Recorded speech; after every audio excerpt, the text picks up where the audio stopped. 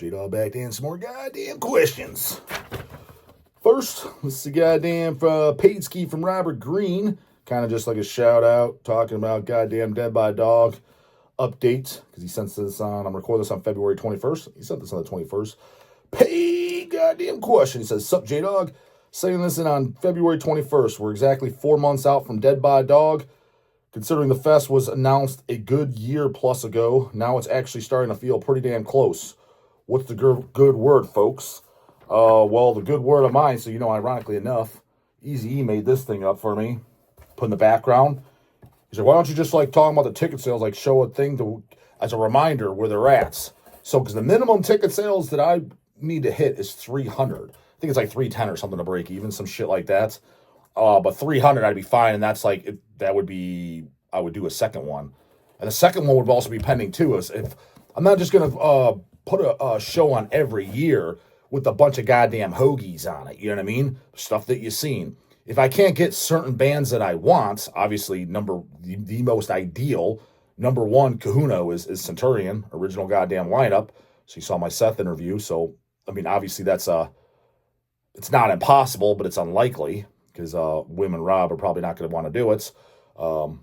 We'll see. That video, actually, just ironically enough, that video went up to was today's video as I'm recording this one.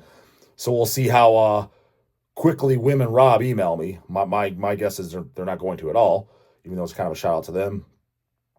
But that's another thing. Even if Dead by Dawg 1 was super successful, it's like I'm not just going to put it on and be like, okay, well, we got just the standard bands that everyone's seen. It's got to be stuff that I care about, and you know. But even like stuff like, for example, I'd be up for having, and nobody completely fucking hit me up for a second one, but I saw Mordant Red at with Asheron in Columbus, and they were really, really good live. Definitely a very good live performance. I liked the hardcore punk attitude that they bring to a black metal band. Definitely original, definitely cool. I mean, unless you're in Texas, I don't know how many other out-of-state shows they played. It can't be many. There's just that Columbus show. That'd be a band that I'm like, that's cool to bring up because it's a band you're not going to always see. Eat the Decay, Francisco's band. That'd be something because they only did one show, 2 shows, whatever in Texas. Never been to Ohio, so any of the Ohioans never fucking seen. Even something like Lord Humongous would be cool. Granted, they've done 2 shows here now, but still all the hoagies are kind of out of the loop. Good band live, new band I like. Point being is I want to get stuff that's, I don't need to bring Incantation or Immolation. I mean, in my opinion, is if you've never seen them, you better be 14 years old. Just like, dude, where the fuck have you been? As a matter of fact, I'm going to go on a limb. I think Incantation is the number one band that I've seen more times than any other band in existence. So it's like, I'm not looking for that just to put a show on. But nonetheless, we'll even see if we get that goddamn far. Got to hit the sales. So we're at fucking, a lot of this is all today. He gave me this like 2 days ago, but I missed a couple days videos and I didn't, I wanted to see my stats. I've got my, the update of ticket sales now. So move it. We're at exactly, as of today, see the line all the way up to 300, see the 130. We're at 129 exactly ticket sales, 129. So by June, 300. Move out of the way, Destructor, goddammit. Get that in the shot. That's in the shot. It's in the goddamn shot. Tilt this camera back for all the goddamn bubbles. We need to be at 300 by then, so 4 months out, we're down by 171 tickets, and that's minimum. You want the dog doing backflips, and hell's yeah. Like me doing backflips, and it's like, it's definite that I'll do a second one, is 500 tickets. And like, well, what do you mean, dog? What if you got second one if you just said if you can't get bands? I'm confident for a second one I'd be able to dig up some shit, even if it's not Centurion. But Centurion is who I'd push for. But obviously try to get, Denial of God. These are bands I like. Denial of God. Hemorrhage. Something like really cool, but this would probably be as unlikely as Centurion, as something like as a Gospel of the Horns reunites, something like that. Wouldn't it be against also as well Destructor from Australia? That would be cool because they've only been in the country once. We brought them in for Hell's Head Bash. But the only problem with that is I have a feeling, because from Australia, that's a tall order for a band that's like, just all these fucking JoJos. Like, they don't know real goddamn cool-ass fucking metal. Like, for example, the new Destructor album's out, as you can see behind me. In the works of trying to get a interview set up with Glenn. God damn, does that homeboy take forever to reply to goddamn emails. He replied back and said he'd be up for it. He's going through some shit at the time, but it seems like it takes two weeks just to reply to something.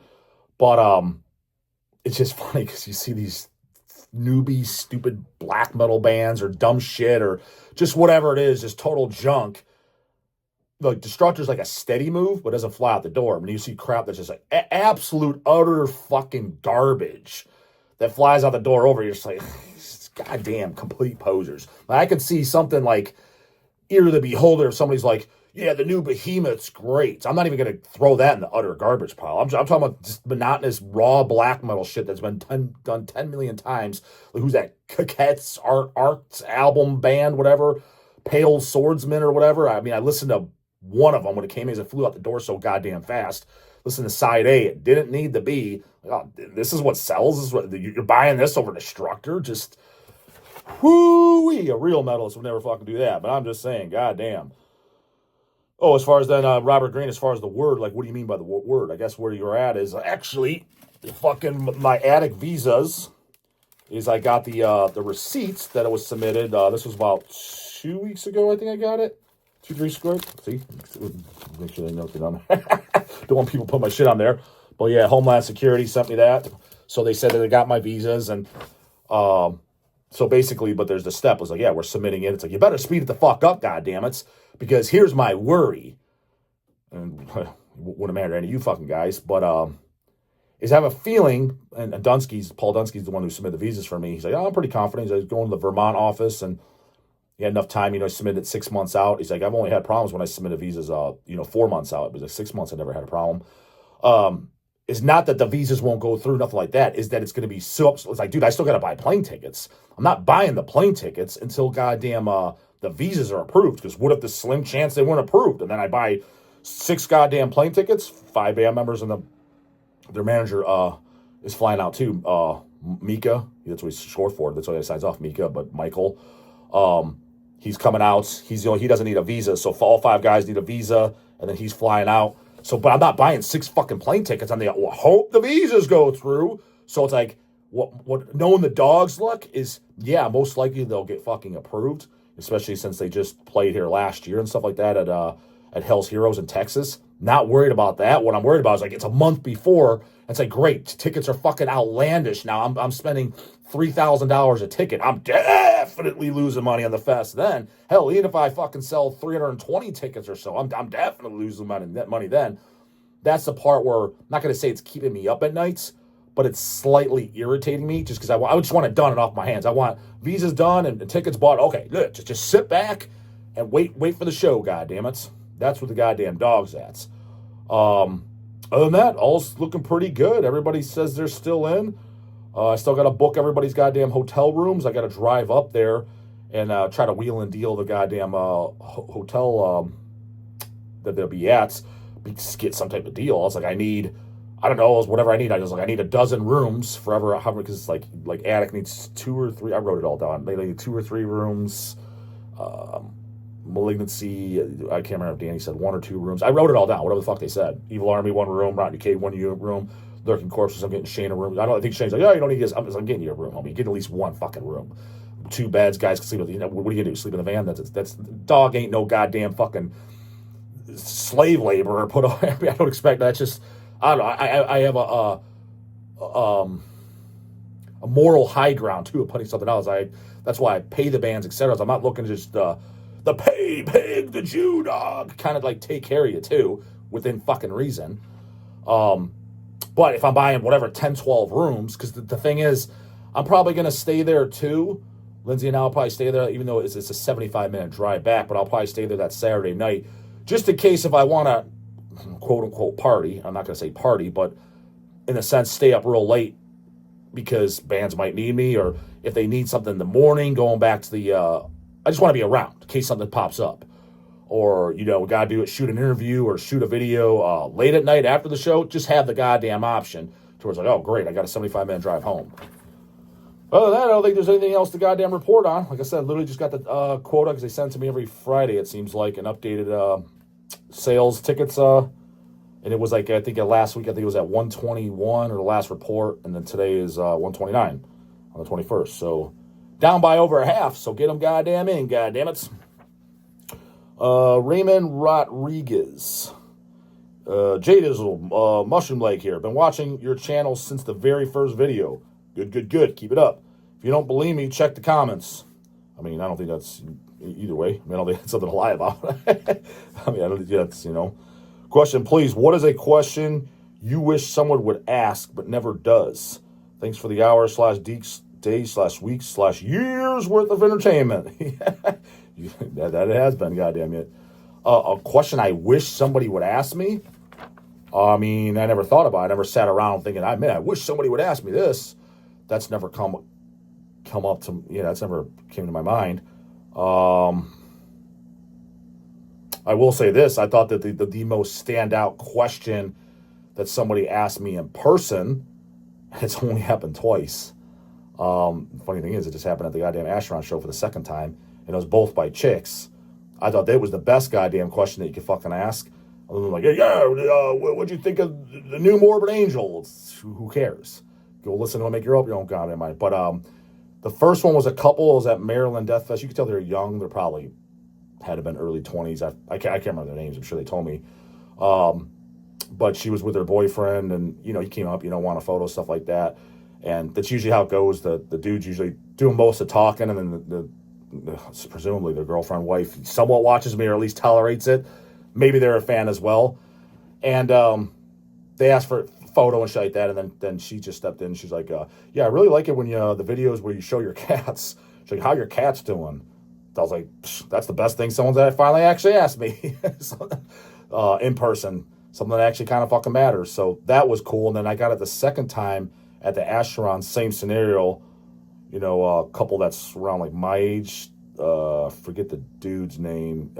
He's all like excited to meet me too, but I forget his name. Gave me a CD too. Haven't listened to it yet. Goddamn it. It's in the list too. Goddamn pile. What is it? Wargasm or something like that. I forget his name, but he was from Australia. Then he moved over here, but then his wife's name was Sabrina, I think. And they're like around our age. The same thing. Asked about so how are your cats doing? I was like, you're the second person that ever asked me that. People always ask me goddamn stupid shit. It's not shit that actually fucking matters. At least matters to me, goddamn it. Fall of Nature. Paid question. J-Dawg. Carl from Charnel Sanctum label in Australia here again. Goddamn, Australia here a few times. We're talking about goddamn Destructor. Homeboy just at the goddamn show with his fucking wife. And now you, goddammit. Just released an album for Nil Abyss. Yes, was it Nile Abyss? Nil Abyss? N-I-L. Basically Nile without an E. 2 words. Nile Abyss. It's titled Burgeoning Death Void on CD. Nil or Nile Abyss is sinister and cruel Australian black metal with direct ties to a band signed on Hell's Headbangers. Yeah, which band is that, homeboy? Unlike most of the pussified trash being passed off as black metal these days, Nile Abyss has a focus on strong riffage and genuine evil atmosphere. Devils can find it at charnelsanctum.com. So that's, I shouted out before, it's CharnelSanctum.com. Charnel Sanctum. I think that's how you pronounce it. Dawg's known for fucking mispronouncing shit from time to time. He's like, or streaming at Nile Abyss' own Bandcamp page. Also, as a response to the recent videos with Damon Bloodstore, I wanted to mention Abominator. I think for that style, they are massively underrated, especially their second album, Subversies for Lucifer. Your comments? Yeah, Abominator is one of those bands where it's like, yeah, they cool, they evil, but it's not going to be a band that I was like a super fan of. Subversies for Lucifer wasn't that the one Osmos put on. I remember that one being okay. The one I liked the most is Evil Proclaimed. That's the one Hell's Headbangers put out. And no, it's not because Hell's Headbangers put it out. It's not, again, I'm being honest. I'll tell you. It doesn't matter if I interviewed a guy. It doesn't matter if I'm friends with the guy. It doesn't matter if we put it out. We didn't put it out. I just tell you which ones I like the most. I don't think I've listened to everything by them, but the Evil Proclaimed disc is the one I enjoyed the most. But it's all good, solid shit. Just like Beast of Warlust, I'm not a super fan of. I like it for what it is, but it was never like my forte. It's kind of like I want to like it more than I do. It's the true shit. It's the good shit. But when I say like what I like I said, like they evil, they cool. I'm talking just like Blasphemy, Fallen Angel Doom. I don't think Blasphemy sucks. I just say when I say I don't listen to it, when I tell you stuff I listen to, that means I own it. I literally listen to it regularly. It's not this, hey, when was the last time you listened to it? Like when I asked Phil from Sacred Reich, you like Venom? Yeah, last time I listened to it was 20 years ago. That kind of don't count because if that's the case, then I'm a big Beharit fan. I mean, I probably haven't listened to Beharit, which I like, Oath of Black Blood and shit like that. It's really evil sounding shit. There goes that category, stuff that sounds evil. Oath of Black Blood does. But I probably haven't listened to that. I mean, easily 15 years was the last time I listened to it. It's not something I'm regularly playing. When I tell you about Centurion, Hemorrhage, Deicide, the TISH, Cannibal, Ultras of Madness, Repulsion, even when I talk about the demo stuff, Necrovore, Slaughterlord, that stuff I regularly listen to. Like, it is not out of the realm of possibility if you were to just randomly show up at the shop that I'm listening to the Slaughterlord. That's not that I just listen to them every day. I don't. But I'm just saying, like, I listen to it every goddamn year. I can tell you that right now. There's not a single year since when I first found out about Slaughterlord, found out about them from either Down in the Den or Jim Sadis, one of them. Probably was like 17 or 18. Since then, and then when I've had the discs, I mean, every single year I listen to at least, once. Hobbs Angel Death, same thing. Abominator is just not in that category. Now, I will say this, talking about Damon Bloodstorm, my favorite thing, something I do, the thing I listen to the most that Bloodstorm sings on is Cemetery Urn of Blood. That is their debut album. The first two albums, which are the ones he's on, are the best albums. It's all good. Even their last album they put out on Hells, of course, goddammit, check it out. It's a good fucking record. But the first two is definitely my favorites. And my go-to, what I'm generally listening to the most, is Urn of Blood. My favorite song is Titles Escape. It's the very last song on the album, though. Titles escape my mind. I especially love that goddamn guitar solo and the way the chorus goes. That's my favorite. So that's generally of all the stuff that he's on that I reach for. The most Cavalt that I think is cool as hell and nostalgic. Want to see that shit come out on goddamn vinyl. Fucking there's some talk about it maybe. Is the Corpse Molestation. See, I like that for like underground purposes of what it is. Cool name, cool image, cool sound. It's not something I regularly listen to. But that's something like I want it on vinyl for myself, and I think that the scene needs, because that's good primitive underground goddamn metal. See, I have stuff that it's like I'm a fan of for different reasons, and there's some stuff that's like, yes, I'm a fan of it for the piece of art that it is, like a Corpse Molestation, but it's like I'm not regularly listening to it. Just like Oath of Black Blood. If someone says, "Hey, do you like Oath of Black Blood?" Yes, I am a fan of it. But make no mistake, that's not something I'm regularly listening to. Sadistic Intent, I regularly listen to. So, take that for whatever fucking goddamn will. Let's make this the very goddamn last. It's just a quick guide. It's a paid tip, goddammit. Patrick Murphy said 20 USD. Said tip for Seth from Centurion interview. It's funny because the people in the know that know what's up, they could tell, like, yeah, dude, these are some of the best vids ever, is the one with Seth. But it's like, again, ironically enough, part 3 just went up today. It's getting less views than the standard me throwing in the comments, hey, fucking poser Pantera homos, or whatever the hell I decided for the fucking title of the day.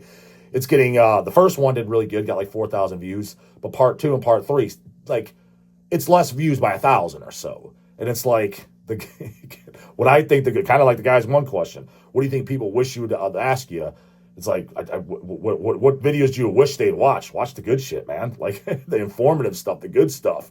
I mean, yes, Seth from Centurion, seeing him do an interview, for me as a fan, and forget if it was with me or not, that is much cooler than anybody if they're going to do an interview from Bolt Thrower or whatever dumbass shit people are going to watch. Or what does Nergal from Behemoth have to say? Don't get me wrong, I would do an interview with Nergal as well. I'm not saying I wouldn't. But if I had to pick, like just me as a fan, forget me. Like say it was another YouTube channel. Hey, Dawg, who would you rather see a YouTube interview with? Seth or Nergal or fucking Bolt Thrower or David Vincent or who else some of these idiots care about? older stuff, whatever. He's going to be way over it. It's funny how it's like in a metal scene of extreme. I just find it funny how pretty much I'm not into the same shit. It's like, dude, we barely listen to the same goddamn stuff. Yeah, there's some crossover bands we do, but goddamn, we are not like-minded at all. If you're thinking like, oh man, do one of these stuff, I just want to hear the Dawg talk about goddamn posers again. Whatever. Missing on the good shit. Let's just say that. So, whatever. Comes with search you love to do, but the combines can answer by the morning. And don't forget them goddamn page keys in the description box, Bubbles. Your Dead by Dog ticket. We're down by 171 fucking tickets. That's a hell of a lot of catching up to do. Exactly 4 months away from me recording this goddamn video. And your J-Dog slogan shirt all in the description box, Bubbles. Get them now. Later, goddammit.